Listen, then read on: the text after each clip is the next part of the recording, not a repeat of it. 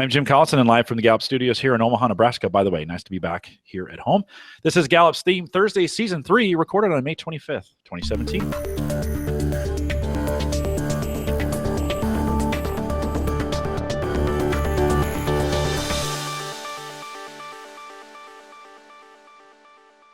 Theme Thursday is a Gallup webcast series that dives deep into the CliftonStrengths theme, one theme at a time. And today's theme is self-assurance. If you have questions, comments, or contributions during this webcast, we do have a live chat room that's available for you right below the main video window. If you're on our live page, just look down below the main video window. There's a chat box there. Bottom left-hand corner is the login button. Select that. Choose the guest account. No, I'll wait for you. Go ahead. Choose the guest account. Then put your name in where it says guest and take those numbers out. You don't need those. Hit submit and you're in. Don't create, or you don't need to create a new account to get that done. We'd love to have you in the chat room. There's about 20 of you out there right now. Thanks for coming out, by the way. About 20 of you out there right now, and you can ask your questions live during the program. If you're listening to the recorded version or have questions about custom strengths coaching solutions for small, medium, or large organizations, you can contact us on that as well. Send us an email, coaching@gallup.com. Don't forget to visit the Gallup Strength Center, just gallupstrengthcenter.com for all your CliftonStrengths coaching resources and training needs. You can also catch this video, plus all our offline and both streaming and downloadable audio for offline listening whenever you're in the car, on a train, and a plane. Just recapture that time that you are traveling to listen to us. Love to have you do that. All and everything you need is on our resources page. Go to coaching.gallup.com. Maika Leibbrandt is our host today. She works as a workplace consultant here at Gallup. And Maika, always great to see you on a Theme Thursday. Welcome back. Thanks, Jim. Great to be here. Best day of my whole week. It is a ton of fun. I always look forward to Thursday afternoons.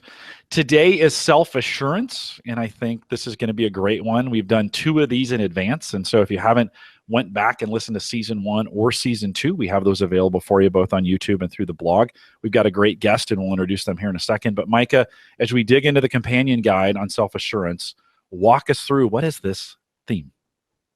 Fantastic. I'm thrilled to talk about self-assurance today. It's one of those themes that isn't all that common. I think, in fact, I spent my morning listening to Rod Carr and Kurt Leesfeld talk about self-assurance back in Season 1.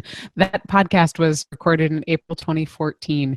And it was amazing to get to see how far we've come in being able to talk about themes and theme dynamics, but also how much I still learn from listening to them talk about self-assurance. And one of the notes that I took was, at that point, and I checked, it really hasn't changed. Only about 6% of our database have self-assurance as a dominant theme in the top 5. So it is one that's probably all the much more important to talk about, so that we can really understand this language that we call common when we talk about the language of CliftonStrengths. Also, it's one of those themes that I find has quite a bit of magic to it, in that it's such an internal set of talents, but it is in that influencing theme. And it's so, I think whether folks with self-assurance are aware of this or not, it sort of oozes out of their pores in a way that other people are attracted to, and in a way that other people feel, which is really great for self-assurance and super interesting to me, because self-assurance is about having your own internal compass. Anytime you hear that phrase, chances are that's the theme that we're talking about. Being able to trust your gut, also being able to even hear your gut. As I was listening to Season 1 of self-assurance, I was thinking, well, you know what, I exude a lot of that kind of confident behavior, but self-assurance for me is 14. So, where does that come from? As you're listening to this today, I'd encourage you to think about, where does your confidence come from? Because self-assurance and self-confidence are not necessarily the same thing. They do have a lot in common. I think there's a lot of similarities between confidence and assuredness. When we talk about self-assurance, and let's dive into that companion guide really to understand what this theme is all about. Really, it's being able to find that confidence from within, to understand that whatever you are up against, you and your abilities are going to be probably one of the greatest resources in overcoming a challenge or in attacking a goal. Lots of other themes find confidence from other places.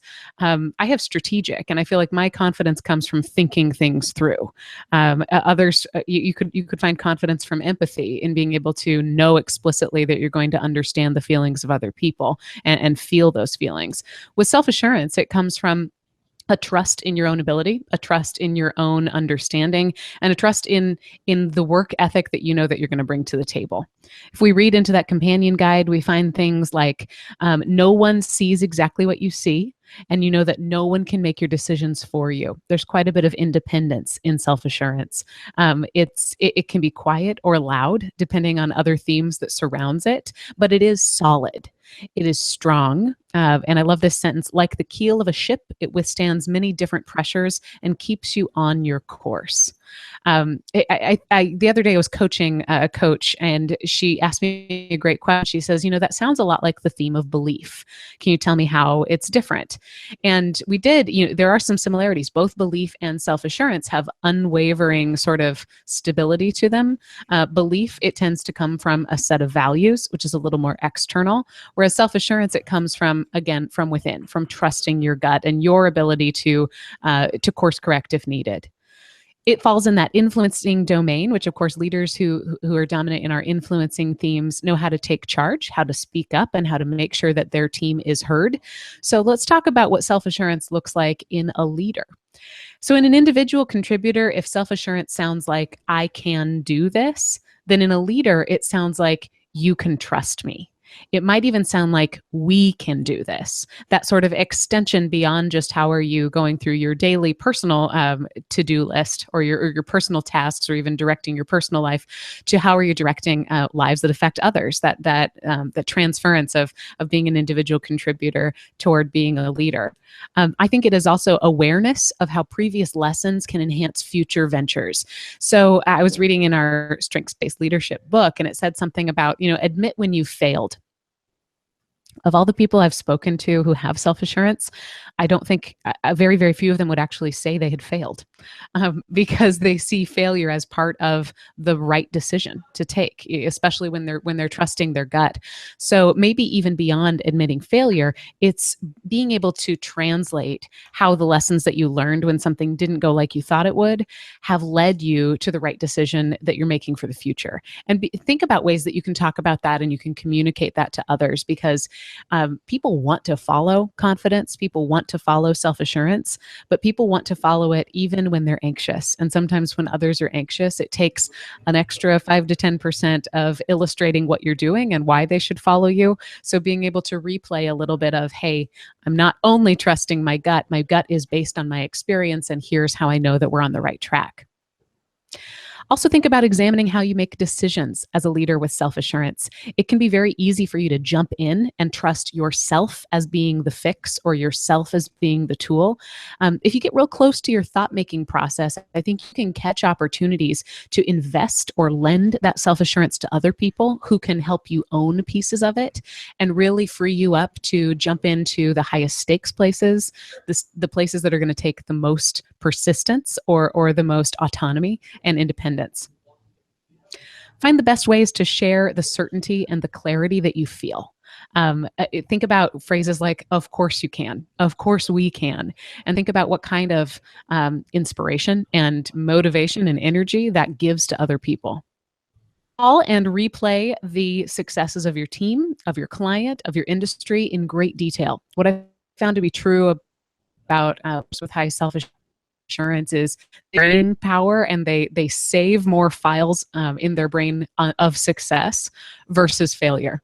And I think a lot of that comes from the ability to trust their gut, the ability to be intuitive. That is understanding what you should avoid when things are wrong, but it's also being up for a challenge and maybe even up for a fight. And that can lead to a really great highlight reel of when that's led you to something greater. So position yourself in a role that requires that kind of grit, but also position yourself in a place where you can be the first line of celebration to replay to your team what they've overcome and why they made the choices that they did and why those were correct. You are an agent of action if you've got high self-assurance. Ask yourself where you can lend your certainty through, hey, let's make it happen, or let's just go with our intuition on this one. And we'll get to talk to Sam here in a moment about some stories and some times in his life when that has happened, and maybe sometimes when it hasn't. And I think that'll help you bring a little bit more clarity to the power of self-assurance is the gut, is the ability to trust that inner compass.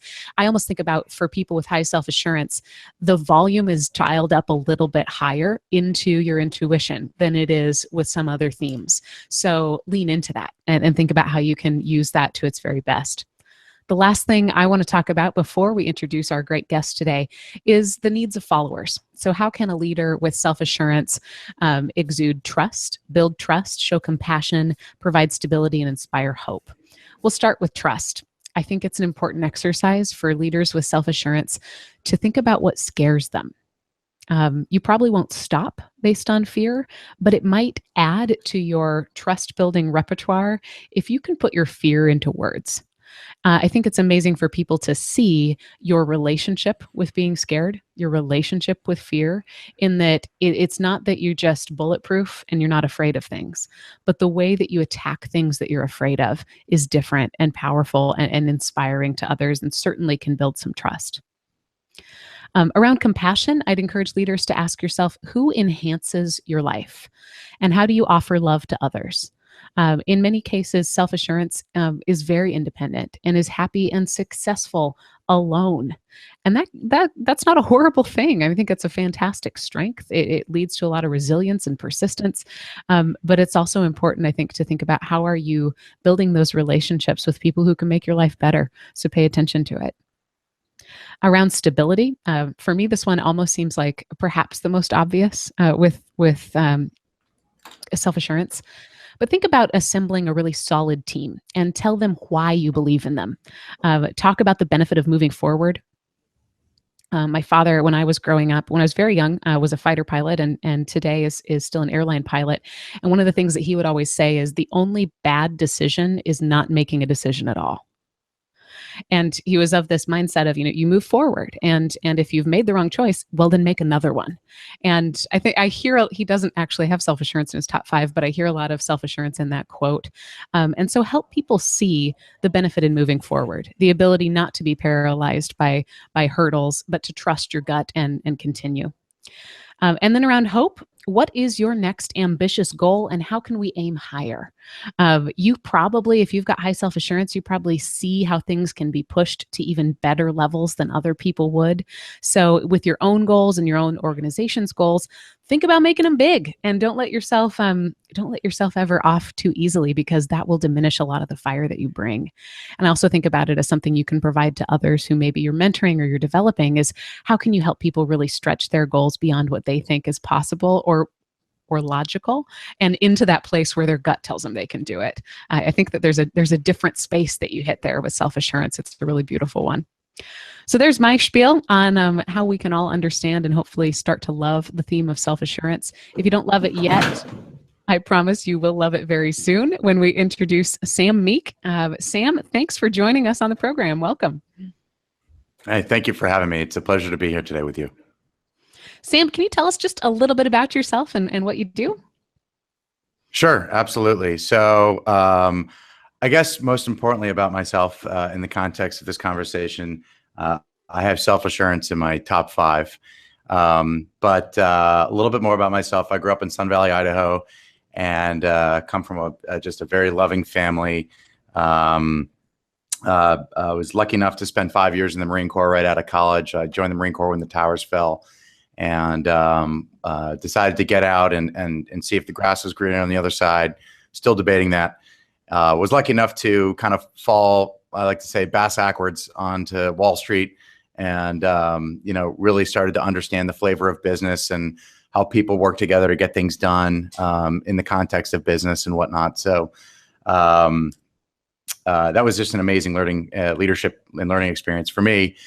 And then I was very fortunate to meet a co-founder of the company that I currently run, Major General Ray Smith, and he convinced me to come join the team and basically build a lifestyle and technology and content delivery platform for the military. So the name of our company is Sandbox with 2 X's.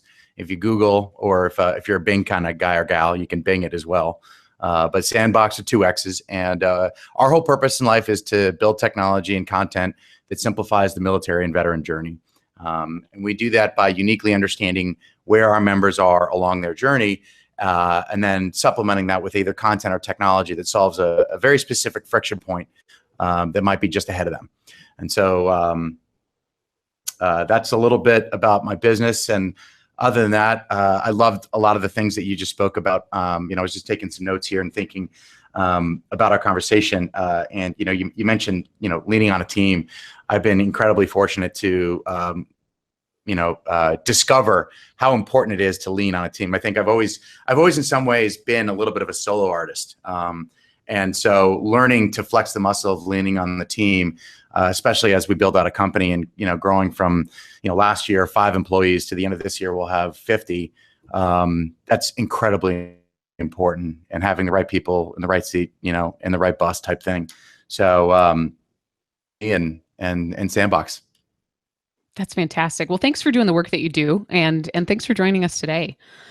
What can you tell us about how self-assurance shows up in your work today?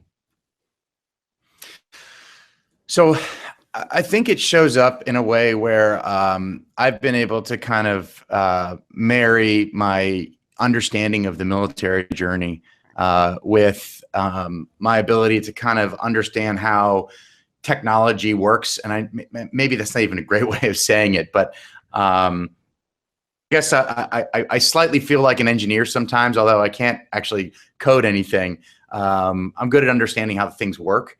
And so when I think about the military journey and I think about the, myriad of friction points that exist, whether that's, how do I get ready for boot camp, to, how does a mom who has a young son at, Lackland Air Force Base, know what's going on during the week of training, or how do parents come visit a military installation for the first time, or what do I got to do to move up the career path, or get promoted, or get out of the military. To trying to understand how technology can and content can help influences those kind of predictive pathways. And I guess that's really, my job here is to kind of define a lot of that vision, and then really help the teammates get around that whole idea or a set of ideas, and really also collect incredible ideas from them and say, this is a great idea. Maybe let's shelve that for 6 months, or, oh my gosh, why didn't we think about that yesterday?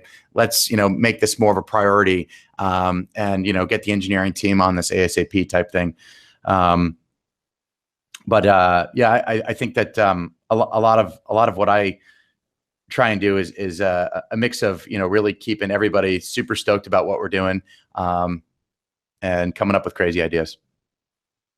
I love that. Now, I noticed your top 5: woo, command, self-assurance, ideation, and activator. And I really like this thought of constantly being aware of the ideas and then helping people sort to which ones we need to execute on. How do you do your thinking? Is it something that you do on purpose? Is it always happening? What is that like? Oh, wow. Geez. As my dear wife might tell you, I actually don't think a lot. I really don't. I kind of, I'm very guttural. I react on the fly very well. We were actually, there was a pitch event going on, last week, and I couldn't do the pitch event. One of my teammates did it. But we were talking about how, we prepare for pitch events, and one of my co-founders, Swami, he's our chief technology officer. He's been with us, since the very near beginning. He was actually recounting a story of a pitch event that we were getting ready to do, and I never practice or think about anything beforehand. I always go in cold and make the pitch, and or give a talk or something like that. And the one time that I actually tried to plan and create notes and think about it, I completely fumbled. So now I think it's not fair to say that I don't think. I obviously try. I try to, but it's something. It's something that I noticed that I'm much better letting other people who are really good thinkers think, and letting me kind of like make it say, hey, we're going to go north. And then someone can say to me, okay, we're going to go, 030 degrees north. And it's like, that's someone else's job. I'm just good at shining the flashlight. We're going this way. And then I really rely on someone else to, throw out the laser beam, if you will. That's fantastic. And I like that. I think it's okay to say you don't think, like you're better when you're in the moment, and the way that you think perhaps doesn't come from a traditional textbook and pen and paper place, but the way that you think comes from paying attention to your gut. Mm-hmm. Can you think of an example when you've paid attention to your gut and it's really worked for you? Oh, geez. I think there were some points at the beginning of Sandbox when I had people telling me, it's not going to work. This is not a great idea. And I always knew we would make it work. I always believed in it. I was so self-assured that we were going to do incredible things for the military and the veteran community. And when I sat down with people who had started companies, who had been in the media space, who had built technology, had been successful bankers, and they kind of, poo-pooed on the entire idea or tried to sway me away from it slightly, I really leaned back on my self-assurance and thinking to myself, this is right. This just feels right, and I got to stick to it. And incredibly happy that I did. That's awesome. I love that. Was it hard? I think we build up self-assurance as sort of, having a superhero cape, and it sounds like, oh, well, you can throw them into anything. They'll still stand up for what they know. But can you think back to, a couple years ago when you were there ever times where you wondered if those people were right? There were I wouldn't wonder if they were right. I would more try and understand their point of view. I think that my dream of Sandbox and what we wanted to do, I knew that was right. I was just trying to figure out maybe where were there some ways in which I could potentially de-risk the future of Sandbox by taking their perspectives into account. That's huge. I think that says a lot about how self-assurance can collaborate. Think about what you bring to a partnership is some certainty and some awareness that, dude, if you trust it in your gut, it's got to be true. But also use that to say, let me bring in some of this other thinking and these other ways that other people are thinking, so that I can lend them some of that, right, and work together. Right. Excellent. Sam, Maika, can I jump in real quick? I got a question back to your military experience, because I think this is really key. As you think when you were younger and going through boot camp there, did you go San Diego or Parris Island? Sam, which did you? Parris Island. You were Parris Island. Yeah, so. I had the sand fleas. Yeah. Yes. So my son is currently a Marine. We get to see him tomorrow. And actually, I found your app when he joined the Marines. And yeah. I downloaded your app, and then I met with Kristen, and she's like, oh, my husband, or my fiance at the time, is working for this Sandbox app, and I had to bring it up on my phone and show her. I'm like, I just found it. It was a little. I remember that. I remember that. That was, that was relatively early on. That was one of the first times when Sandbox came to me out of this completely random place, and I was like, whoa, that's pretty cool, Yeah. Isn't that great when that happens to us sometimes too, Mike and I, where people recognize us, or we're in a Gallup setting and people will go like, oh yeah, of course you do Theme Thursday. So it's kind of fun when that happens. But let me ask you, when you were younger and you were in boot and you were under a lot of stress, because that's what boot camp does for you, right? How did this self-assurance come out? Because it could be, the drills beat that out of you while you're there, but how did you go through that experience? And I'm kind of thinking, as leaders going through stress, how did that affect you? Because it's a very stressful situation. How did that affect your self-assurance? Because you have command too, which which would even be harder because they're beating all that out of you in the process. That's a great question. I think, when I was younger, I was slightly bullied, I would say. And I think that built a lot of resiliency for me. And, as I, thought more and more about, joining the military, and is this the right path for me? I think at that time in my life, I really felt like I was coming into my own. And it was a very interesting transition point for me because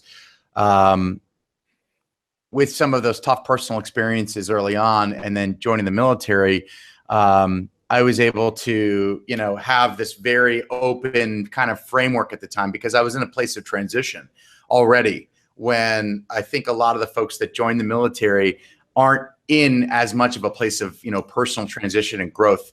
And so, for me, of course, basic training was was hard. But I look back on it with incredible fondness, and I think about, the crazy things that were said and the, ridiculous things that happen in basic training. By the way, your that's staff, my team. Your team thinks this is the funniest thing in the world that you're doing this. So we've seen them come by several times. No, you have a key point there, and I want to get you back to it. When you're thinking about, so you're talking about in transition, you get an opportunity in the Marines or in the military, you get this incredible opportunity to be a leader. Can you kind of compare and contrast those, how you're using your self-assurance then during your military time versus maybe as you've grown now and you're in you're kind of in the startup? How is that self-assurance coming out, and how are you using it as a leader? And has it changed for you? Has it grown for you? It has. So I think what's interesting is, and I've mentioned this earlier, my ability to kind of I think be so self-assured, along, in the military, led me down a path where I was the guy. Like when we were in Fallujah and Master Guns said to the CEO, we're short 12 racks for the Marines.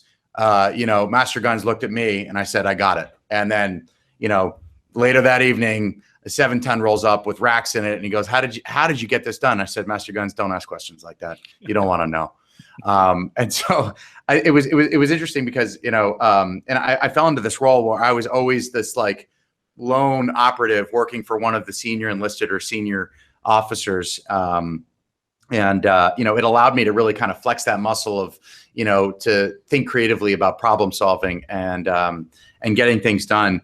But what I found was, as I was, as I would ebb and flow back and forth between leadership positions where I had, Marines underneath me, and then times when I didn't, I found that I needed to learn how to let my Marines kind of flex their own leadership and command muscles, and to a degree make some mistakes. And I think that, as I made the transition out of the military and, effectively having just an amazing experience, on Wall Street, and then, seeing the inefficiencies of management and how the civilian sector actually worked. I learned a lot. I learned really how to listen and intently try and think about what is the perspective that, these people have, and why do they have it? And how does that affect the decision or the behavior at hand?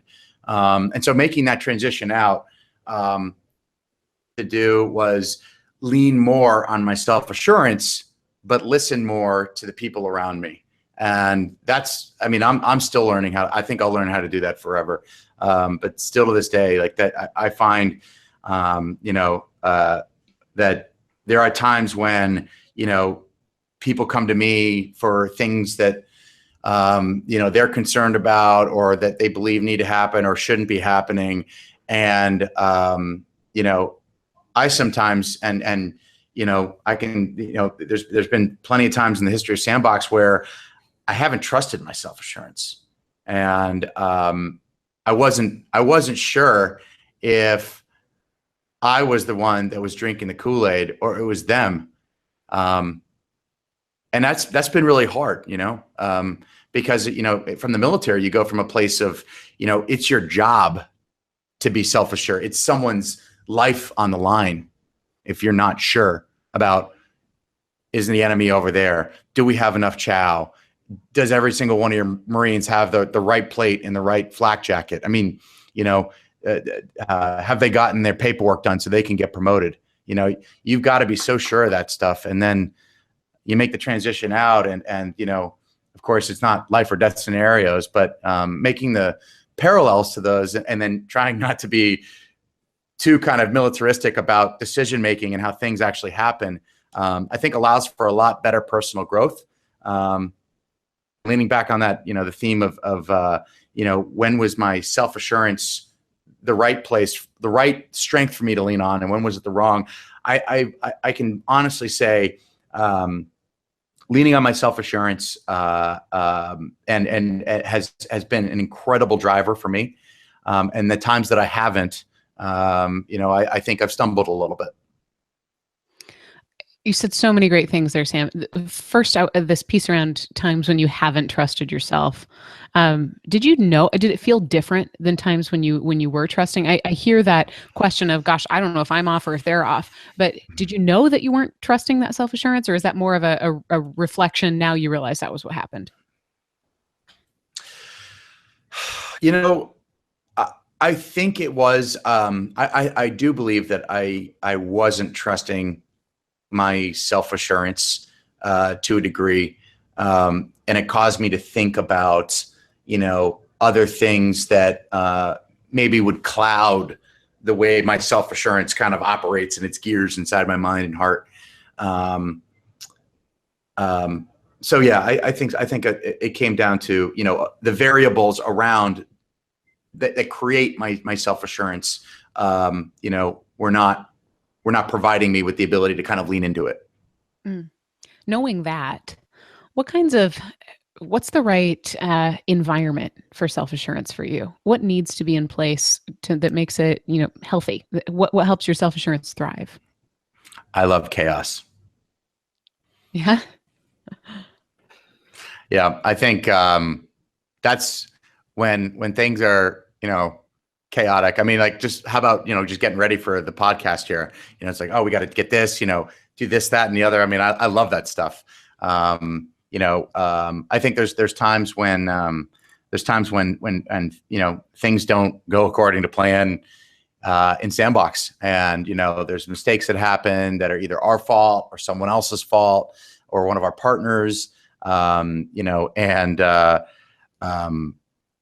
think that I've constantly, no matter how, like, you know, big the issue that has kind of come up, I think that I've constantly lean on my self-assurance and say, you know what, everything's going to be fine.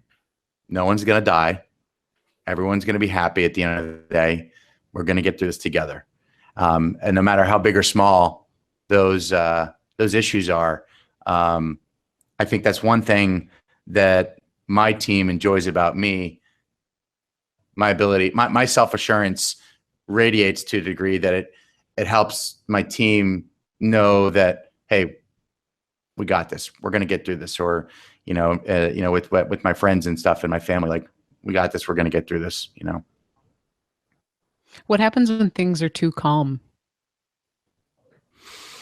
Ooh, I guess I start to fidget.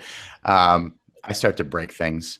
I put things in chaos. I don't know. No, I don't do that. When things are calm, is when I get to kind of really ideate and think about the moonshots ideas.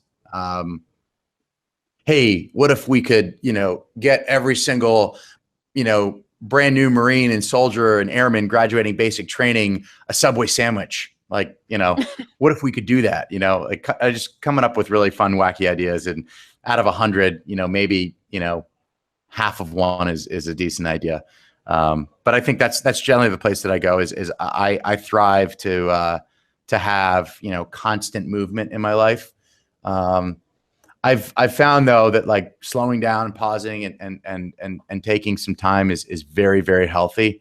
But I've just noticed that for me, I need something to be slightly broken at all times around me.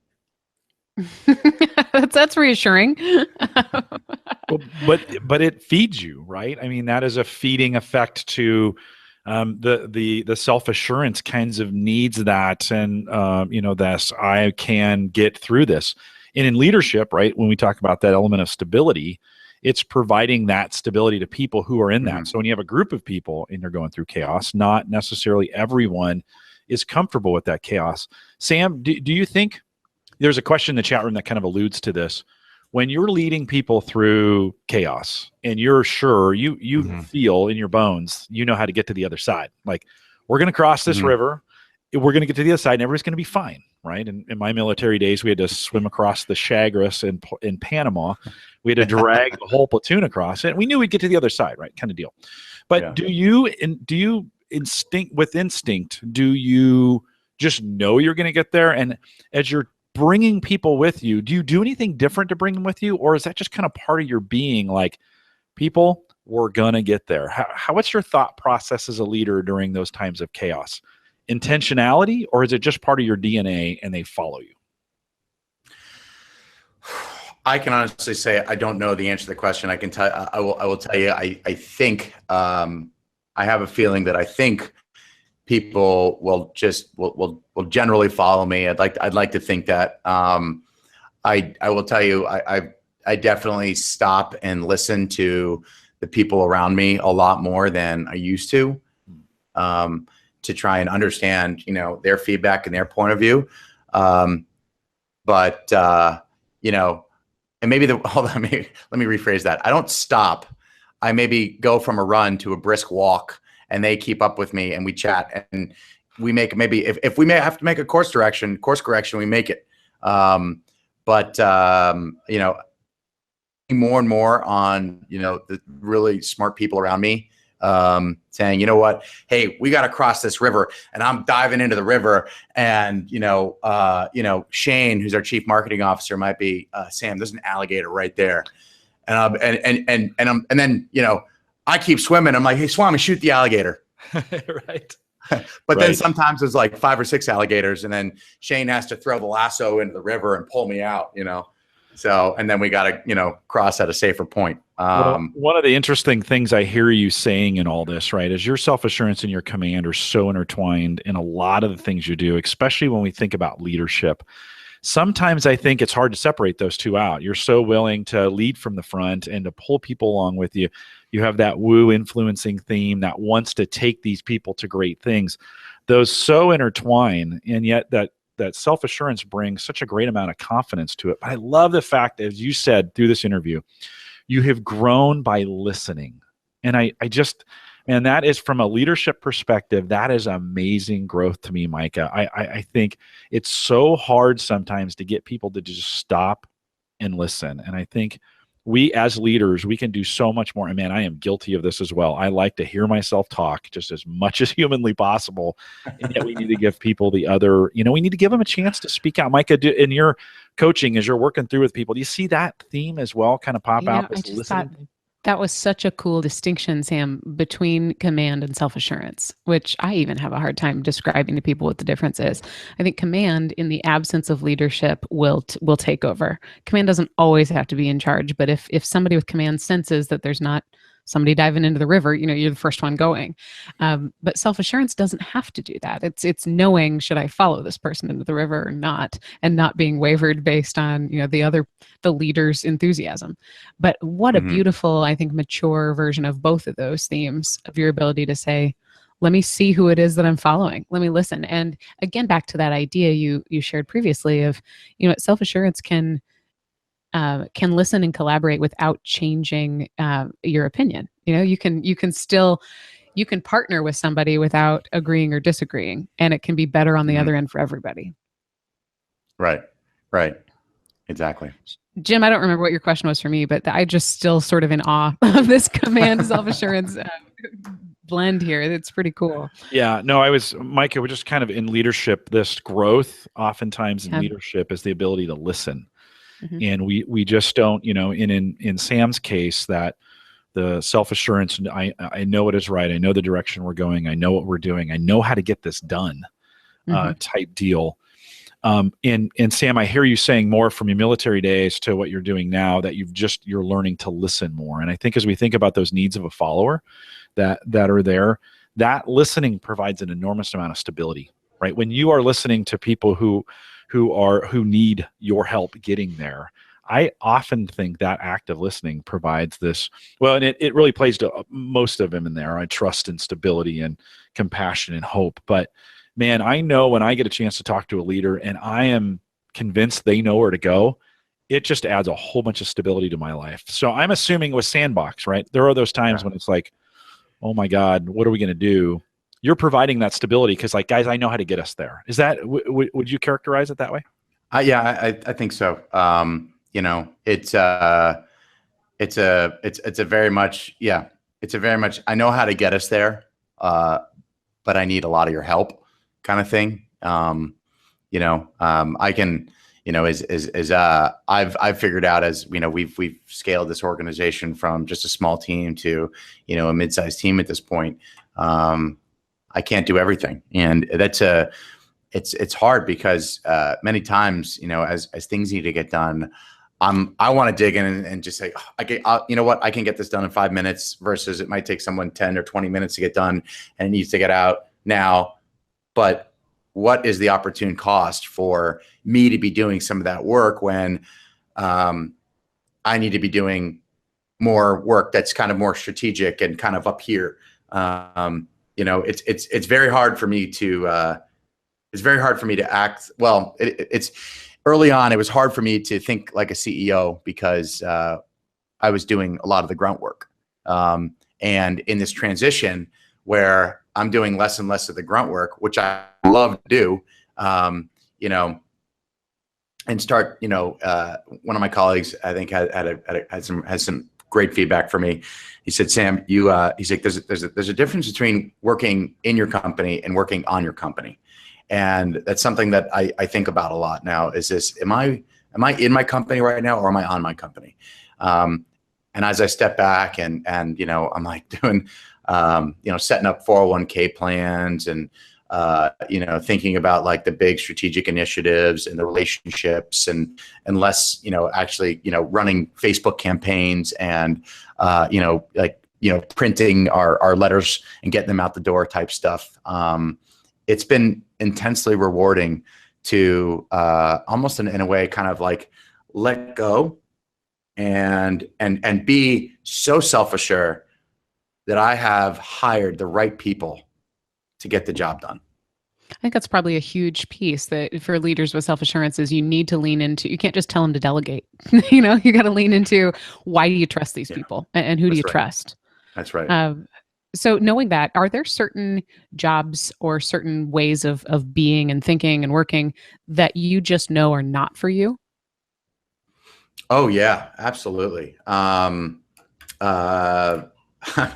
sitting here actually looking at my, investor rights agreement. What else here? The third amended restated certificate of a corporation, investors' voting rights, and this type of stuff is not my strength.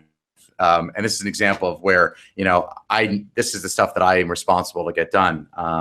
And some of the like busy work and the more administrative tasks that exists, in running a company, that's not the best thing for me to do. Now, will I do it? Can I do it? Yes. Am I jumping on the phone and having a creative conversation with the chief marketing officer of the Marine Corps or with the VP of marketing for Verizon? Absolutely. Like, I love sitting in a room with white walls and dry erase markers and having these really fun creative discussions. Now, when it comes to executing some of that stuff and maintaining it and creating a lot of the kind of like, what are the key performance indicators that define success? That's a little bit less my strength. And I'm as Sandbox has been growing, it's something that I've been really kind of steadily coming into. Is like, well, okay, I know that I don't have the best managerial skills. I don't have the best ability to come up with why and how these are the success metrics for this marketing campaign. All I can do is I can say, this idea will have a really cool impact on the military and veteran community and will be a good business decision. I'm good there. Going deep, when I start to go deep, I kind of just lose sight of some of the stuff up top, because the way my mind likes to kind of fix problems and get things to, a place of stability. Then that's kind of where my kind of I marginally decrease my output of my top 5. Maybe that's a great way of saying it. That is a great way of saying it. Yeah, I think that's maybe the best way of describing what we try to talk about with, focus on your strengths, is you're going to decrease the output of them if you try to do everything. Mm-hmm. That's great. Knowing that, what would you say is sort of the best way for somebody, maybe a peer, maybe your co-founder, what's the best way for somebody to honor your self-assurance if they want to be a great partner to you? Oh gosh. I guess I would say, I love finding other people that get as excited as I do about ideas. And I think that's probably, although, delivering a hot dog to every single, young man in the Navy is probably not a real idea. I love when someone's like, oh my gosh, if we could get someone an Oscar Mayer wiener, every time the ship came back, into port, and have Sandbox, printed on the hot dog, how cool would that be? But at the same time, Sam, I don't know how realistic that really is. We'd have to find the right vendors, the right people, and blah, blah, blah.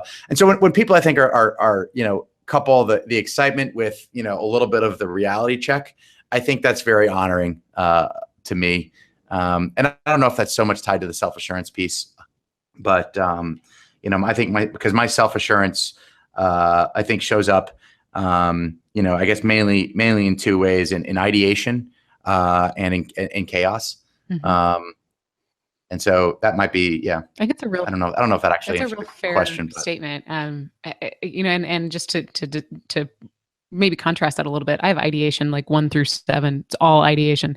But I don't have self-assurance, and I would need somebody to just stay excited with me about a really dumb idea for a little bit longer before they said, maybe it isn't, here's the reasons maybe you should think differently about it. Right. Versus, your ideation plus self-assurance is the way that you brainstorm is unafraid of any sort of bounce back. And you probably feed better ideas off of people saying no. Right. I think that's a pretty cool theme dynamic there. Sam, you've given us so much great stuff around self-assurance, but also around just your, I think, very honest and self-aware and authentic leadership style. If you were to give advice to another leader with self-assurance, based on everything that you've learned, everything that you've done well and done not so well, what would you really want them to know? I would say they should probably try and marry someone like Kristen Gregory Meek to start. That's my wife. The whole strengths thing came to me because of Kristen, and she was the one that allowed me initially, and then my team, to find this common language around what we were innately good at, where we were naturally drawn to in anything that we were doing or decisions that we were making. Honestly, really embracing the theme of, or embracing what self-assurance is and how it shows up, and understanding. I love the other side of it is how self-assurance might kind of seem to show up in a negative way for other people, and then understanding that and saying, okay, my self-assurance isn't arrogance. My self-assurance isn't me being an idiot, and making sure that, if hey, listen, we got to jump in the car and go now, and the why comes up, it's like, just trust me, and being able to rattle off a bullet point or 2 as to the why, so everyone can get on board. And I think that is, some of the things that I've learned, along this journey, is being able to really explain the why, with self-assurance is incredibly powerful. And that gets everybody on the same page, because, without the why, the caboose, the engine's going to leave the station and just break off all the trains behind it.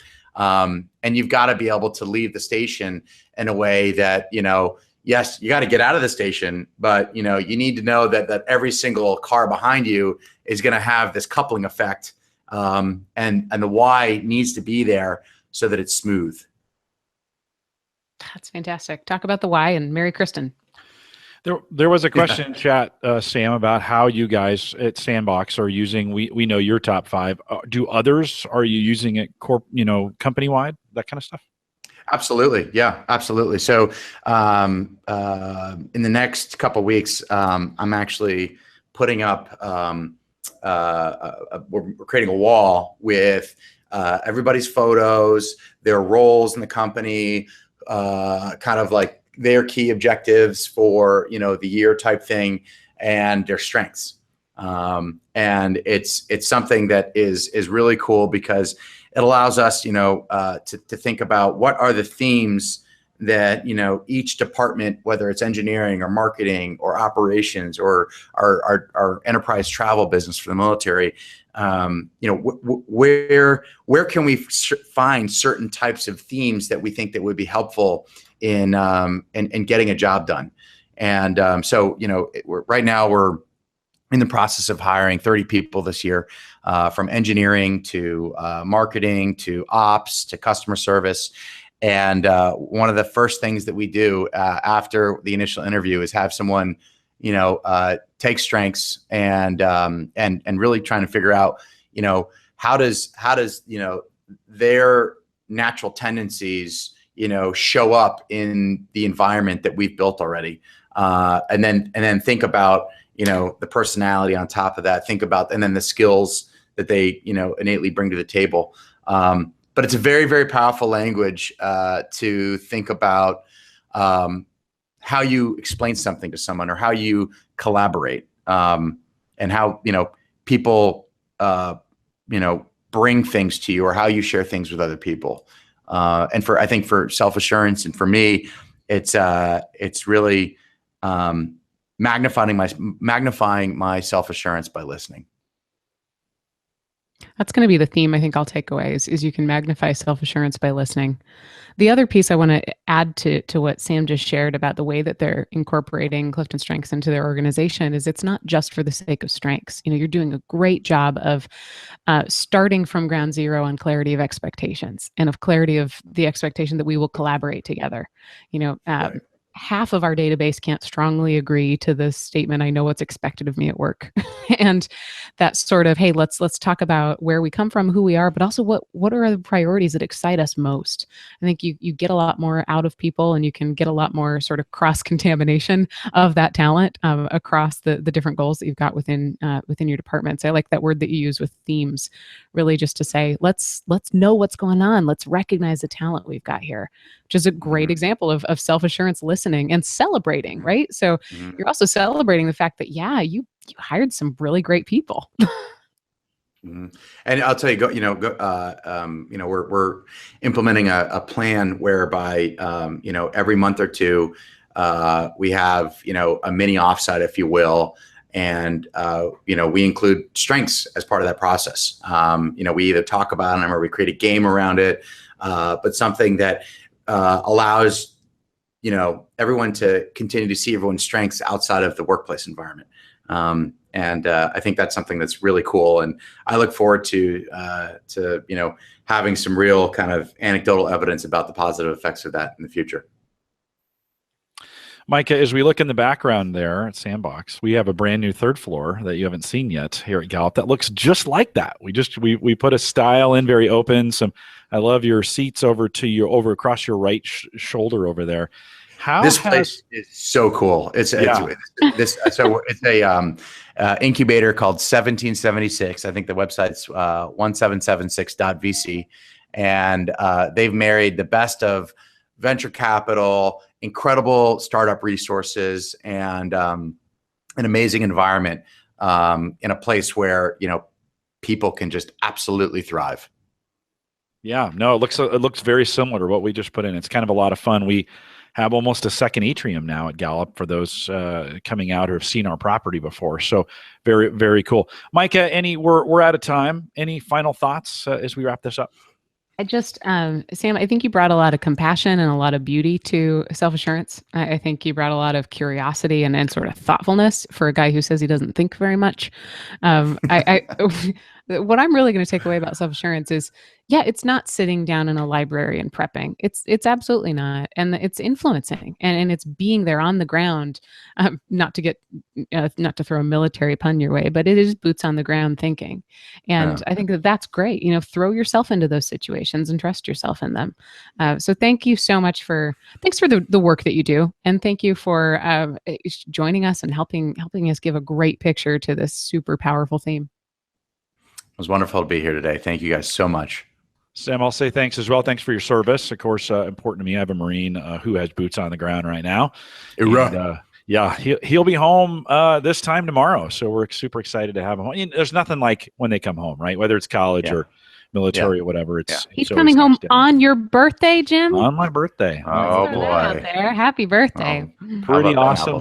Pretty awesome birthday present. So we'll look forward to having him. Sam, thank you for coming in. Always great. And I told you in the pre-show, I got to find my way to your incubator there when I'm in DC. I think I go. Does the Metro go right underneath it? Right across the street. Metro is really right across the street. Well, I will try to pop in. Also, Sam, say thanks to the super fun guys in the background. You win for most interesting background setting. I will just pull up admiration of some hijinks there. Give them lots of extra points. I will. They got super creative. We'll remind everyone to take full advantage of all the resources we have available at the Gallup Strength Center. Just gallupstrengthcenter.com. Send us your questions or comments if you'd like to be guest blogger.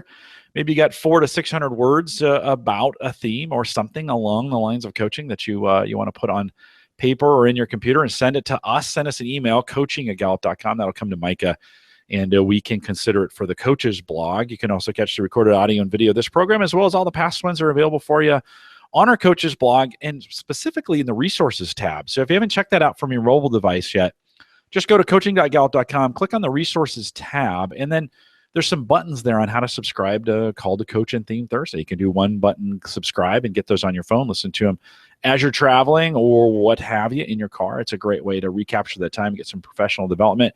We continue to get tons of positive feedback from you on Theme Thursday. It's the favorite, and it gets the most numbers. So we appreciate that. We would say share it too as well. If you haven't, if you're not sharing this in your coaching or with your friends or those who have taken CliftonStrengths, you can share all these resources, including the videos we have on YouTube about these that are available for them, all on our resources tab, coaching.gallup.com, and then go to the resources tab. If you're interested in becoming a Gallup certified strengths coach, you can also see a list of all our courses that lead to certification on our courses page, courses.gallup.com. Again, if you found this helpful, we ask that you share it. I want to thank you for coming out today. It's always great to have you in the chat room. And with that, we'll say goodbye, everybody.